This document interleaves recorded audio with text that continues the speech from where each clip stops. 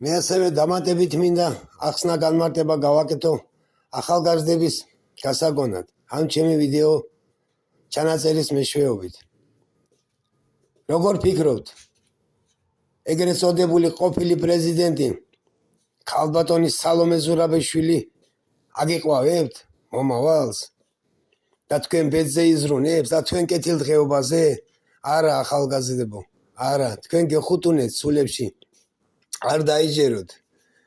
ეს სიცრუეა. ქალბატონ სალომეს გეგმას სულ სხვა რამ აქვს. სულ სხვა რამ აქვს ქალბატონ სალომეს დავალებული, ისევე როგორც ნიოლომჯარიას და სხვა დანარჩენს.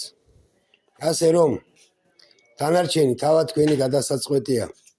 თუ რა ხერხთა ღონეს მიმართავთ, რომ ამ ქვეყანაში